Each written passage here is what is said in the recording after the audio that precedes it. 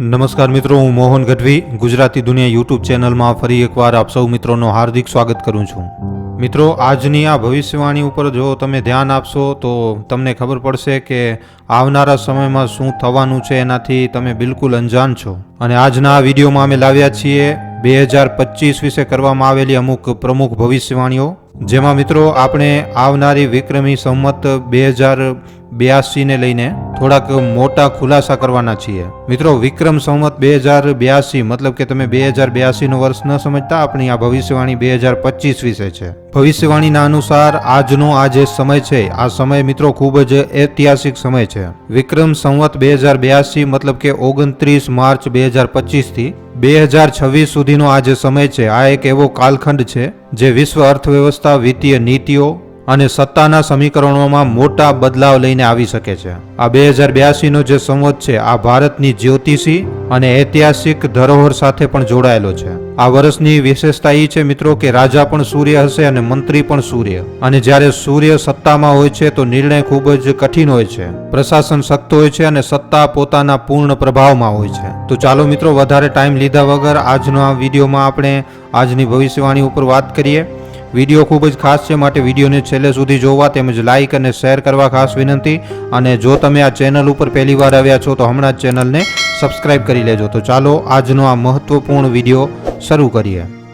મિત્રો, ભવિષ્યવાણીના અનુસાર 8 નવેમ્બર 2016ના દિવસે જ્યારે પ્રધાનમંત્રી શ્રી નરેન્દ્ર મોદીજીએ રાત્રે 12 વાગે દેશને ચોંકાવી નાખ્યું અને મોદીજીએ જ્યારે નોટબંધીની ઘોષણા કરી ત્યારે બધાને આ નિર્ણય અપ્રત્યાશી લાગ્યું હતું. અને આ નિર્ણય ના તો ખાલી ભારત પણ આખા વિશ્વની અર્થવ્યવસ્થાને પ્રભાવિત કરનારું હતું.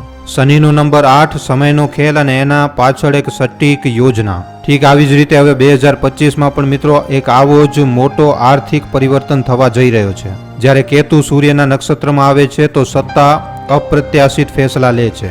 આ ફેસલા જનતાની સામે ત્યારે આવે છે જ્યારે લાગુ થઈ ચૂક્યા હોય છે. કંઈક આવી જ રીતે આ વર્ષે પણ થશે, જ્યારે આર્થિક ઢાંચામાં એક ખૂબ જ મોટો બદલાવ જોવા મળશે. વિક્રમ સંવત 2082ની કુંડલીનો ઘેરાઈ સાથે અધ્યયન કરવાથી ખબર પડે છે કે આ સિંહ લગ્નની કુંડલી છે, જેનો સીધો સંબંધ શક્તિ, નેતૃત્વ અને પ્રભાવથી છે.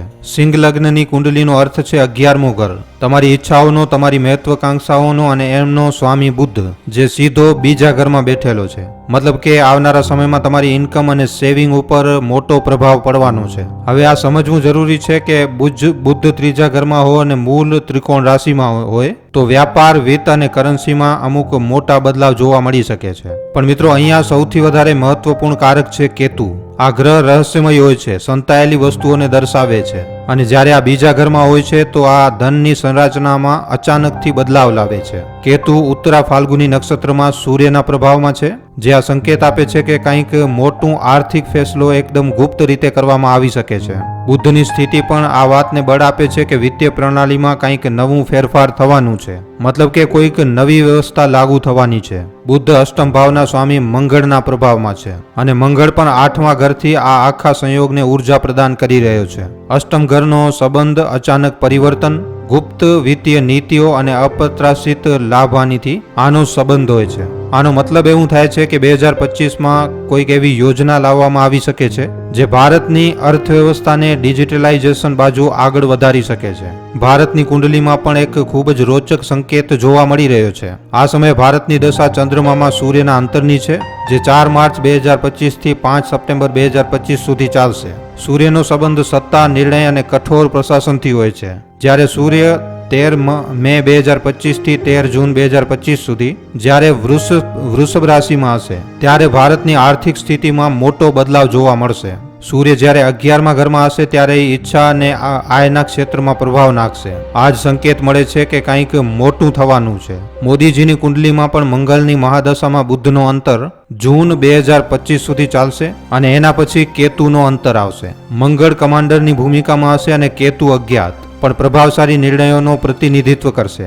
આ સંકેત આપી રહ્યા છે કે આ દરમિયાન એક વિત્તીય નીતિ લાગુ કરવામાં આવશે જે પૂરી રીતે અપ્રત્યાશિત હશે. આ એક નવી આર્થિક પ્રણાલી બાજુ સંકેત કરી રહી છે. હવે સવાલ એ ઊભો થાય છે કે શું આ એક બીજી એક નોટબંધી હશે? શું હવે કરન્સીને પૂરી રીતે ડિજિટલ કરી દેવામાં આવશે? શું નકદીનું મહત્વ ઓછો કરી દેવામાં આવશે? ધ્યાન આપજો મિત્રો, આ આખો પરિવર્તન સીધો નોટબંધીની જેમ નથી થવાનું, પણ આ જે છે એ એનાથી ઘણો વધારે પરિષ્કૃત હશે. આ નોટબંધીની જેમ જ હશે, પણ જનતાને ખબર જ નહીં પડે કે આ ક્યારે અને કેવી રીતે થયો. તમને યાદ હશે મિત્રો કે 2014માં નરેન્દ્ર મોદીજીએ સત્તા જ્યારે સંભાળી ત્યારે તરત જ પહેલો જે ફેસલો એમણે લીધો હતો કે દેશભરના લોકોના ખાતા ખોલાવ્યા હતા. મતલબ કે ખાતા ખોલવાનું અભિયાન ચલાવ્યો હતો. આમાં ઘણા લોકો એ સમજી નહોતા શક્યા કે આના પાછળ અસલી યોજના શું છે, પણ આજની તારીખમાં ડિજિટલ લેનદેનનું મહત્વ બધા લોકોને સમજમાં આવી ગયું છે. ઠીક આવી જ રીતે 2025માં એક નવી આર્થિક નીતિ આવશે જે ભારતને વિત્તીય ડિજિટલાઇઝેશનની એક નવી દિશામાં આગળ વધારી શકે છે. જો કોઈની પાસે ટેક્સ આપ્યા વગરનું ધન પડેલું છે તો હવે એ જ સમય છે જ્યારે એ લોકો આને બરોબર રીતે નિવેશ કરે, ટેક્સ ભરે અને સરકારના નિયમોના અનુરૂપ ચાલે. 2025માં એવી નીતિઓ લાગુ થઈ શકે છે જેમાં નકદીનું ચલણ અચાનક જ ઓછું થઈ જશે. લોકો પોતાની મેળે જ નકદીના વપરાશને છોડી અને ડિજિટલ લેનદેનની બાજુ આગળ વધશે. આ બધું ધીમે ધીમે થશે, પણ આનો પ્રભાવ ખૂબ જ ઘેરો થવાનો છે. અને મિત્રો, હવે સૌથી વધારે મહત્વપૂર્ણ પ્રશ્ન, આંતરરાષ્ટ્રીય કરન્સી સિસ્ટમ. આ પરિવર્તનનો પ્રભાવ ખાલી ભારત સુધી સીમિત નહીં રહે. વૈશ્વિક સ્તર ઉપર પણ કરન્સીના સિસ્ટમમાં પરિવર્તન થવા જઈ રહ્યો છે. બ્રિટિશ પાઉન્ડ, યુરો અને અન્ય પ્રમુખ મુદ્રાઓ ઉપર આનો સીધો પ્રભાવ પડશે. બ્રિટિશ પાઉન્ડમાં ગિરાવટના સંકેત મળી રહ્યા છે અને આ ખૂબ જ વધારે કમજોર થઈ શકે છે. ડોલર પણ એક અસ્થિર સ્થિતિમાં જઈ શકે છે.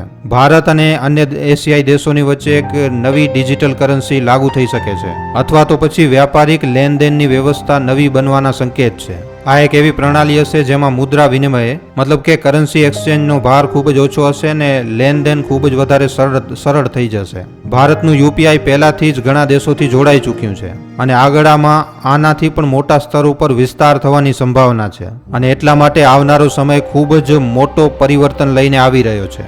જે બરોબર રીતે ટેક્સ ભરી રહ્યા છે એવા નાગરિકોને તો કોઈ ચિંતા કરવાની આવશ્યકતા નથી, પણ જે લોકોની પાસે વગર કોઈ હિસાબ કિતાબ વાળું ધન છે એ લોકોને સાવધાન રહેવાની જરૂર છે. હવે સમય છે કે તમે તમારા વિત્તીય દસ્તાવેજોને દુરુસ્ત કરી લ્યો, નિવેશને બરોબર દિશામાં મોડી લ્યો અને કોઈ પણ અપ્રત્યાશિત સ્થિતિ માટે તૈયાર રહો. આ પરિવર્તન એક ખૂબ જ મોટી આર્થિક ક્રાંતિનો હિસ્સો બનવાનો છે અને ભારત આ ક્રાંતિમાં સૌથી વધારે આગળ રહેવાનું છે. તો મિત્રો, આ તો આપણો આજનો એપિસોડ જેમાં આપણે આર્થિક સ્થિતિને લઈને ખૂબ જ વિસ્તારપૂર્વક વાત કરી છે, જેમાં ભારતમાં આવનારા સમયમાં ડિજિટલાઇઝેશન થઈ શકે છે, જેમાં આવનારા સમય દરમિયાન ભારતમાં નોટો બંધ થઈ શકે છે, નોટોનું ચલણ ઓછો થઈ શકે છે અને લેનદેન બધી ડિજિટલ થઈ શકે છે. આ વિડીયોમાં આપણે એ જણાવવાની કોશિશ કરી છે કે મોદી સરકાર અચાનકથી એક એવો કોઈક ઐતિહાસિક ફેસલો લઈ શકે છે અને આ નિર્ણય બધા લોકો માટે આશ્ચર્યનો વિષય બની શકે છે. અને એટલા માટે આર્થિક સ્થિતિ દેશની સાથે સાથે આખા સંસારમાં અચાનકથી બદલવાની છે અને એટલા માટે આ બદલાવ માટે તમે સ્વયંને હમણાંથી જ તૈયાર કરી લ્યો. જો તમે ટેક્સ ભરી રહ્યા છો તો એનો પણ હિસાબ કિતાબ રાખો અને પોતાના ધનનો સમજી વિચારીને નિવેશ કરો. આવનારો સમય એક ખૂબ જ મોટી ચુનૌતીનો પણ સંકેત આપી રહ્યો છે અને આનો સૌથી પહેલો પ્રહાર તો આર્થિક નીતિ ઉપર જ થવાનો છે. તો મિત્રો, આજના આ વિડીયો ઉપર તમારા શું અભિપ્રાય છે, તમારું શું કહેવું છે, નીચે કોમેન્ટ સેક્શનમાં લખીને જણાવવા ખાસ વિનંતી. જો વિડીયો પસંદ આવ્યો છે તો વિડીયોને ખાલી તમારા સુધી સીમિત ન રાખતા તમારા મિત્રો સાથે, પરિજનો સાથે, વોટ્સઅપ ઉપર, ફેસબુક ઉપર, યુટ્યુબ ઉપર જેટલો બની શકે વધારેમાં વધારે આ વિડીયોને શેર જરૂર કરજો. તો આજના વિડીયોમાં આટલું જ. હવે આપણે મળીશું ફરીવાર એક નવા વિડીયો સાથે. ધન્યવાદ.